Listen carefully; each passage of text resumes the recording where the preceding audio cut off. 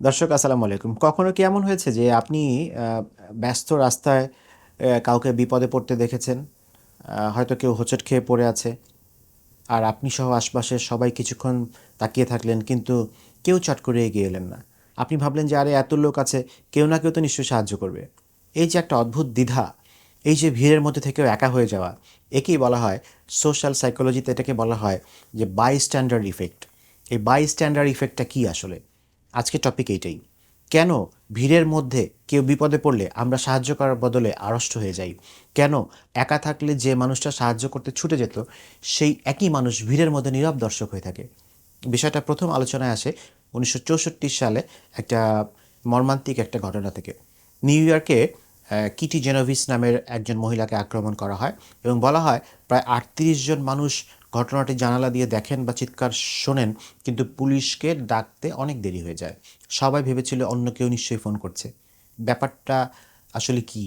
যখন কোনো ইমার্জেন্সি বা বিপদের সময় আপনি একা থাকেন, তখন আসলে সমস্ত দায়িত্ব আপনার একার। আপনাকেই সিদ্ধান্ত নিতে হয় সাহায্য করবেন কি করবেন না। কিন্তু যখন আপনার চারপাশে আরও ১০ জন লোক দাঁড়িয়ে থাকে তখন কি হয়? তখন তৈরি হয় এক অদ্ভুত মানসিক পরিস্থিতি, যার নাম ডিফিউশন অফ রেসপন্সিবিলিটি বা দায়িত্বের বিভাজন। সহজ করে বললে, ওই ১০ জনের মধ্যে প্রত্যেকে মনে মনে ভাবে আমার হয়তো বা কিছুই করার দরকার নাই। দায়িত্বটা তখন আর কারো একার থাকে না, ১০ জনের মধ্যে ভাগ হয়ে যায়। আর এই ভাগাভাগির ফাঁকে শেষ পর্যন্ত কেউই হয়তো এগিয়ে আসে না। কয়েকটা পরিচিত উদাহরণ দেখি। ধরুন আপনি একটা খুব মানে জনাকীর্ণ একটা বাস স্টপে দাঁড়িয়ে আছেন। হুট করে একজন বয়স্ক লোক মাথা ঘুরে পড়ে গেল। সবাই দেখছে যে সবাই একটু হয়তো বা আহারে বলছে, কিন্তু চট করে কেউ ধরছে না। প্রত্যেকে হয়তো পাশের জনের দিকে তাকাচ্ছে, ভাবছে অমুকে যাবে, অমুকে যাবে। আপনার সাথে এমন হলে কেমন লাগতো বলুন তো? যদি দেখতেন সবাই তাকিয়ে আছে, কিন্তু কেউ হাতটা বাড়িয়ে দিচ্ছে না। আরেকটা উদাহরণ দিই, যেটা আমরা রোজ দেখছি, অনলাইন দুনিয়া। একটা ফেসবুক গ্রুপে বা কমেন্ট সেকশনে মনে করেন একজনকে খুব বাজেভাবে আক্রমণ করা হচ্ছে, তাকে নিয়ে ট্রল করা হচ্ছে। হয়তো শখানেক মানুষ সেটা দেখছে, পড়ছে, কিন্তু কয়জন প্রতিবাদ করছে? বেশিরভাগই ভাবছে আমি বলে কী লাভ, অ্যাডমিন দেখবে, অথবা এত লোক দেখছে তারা বলছে না, আমি বললে কী হবে। এই যে আপনিও হয়তো বা কিছু না বলে শুধু স্ক্রল করে চলে গেলেন, এটা কি ওই বাইস্ট্যান্ডার ইফেক্টের ডিজিটাল রূপ না?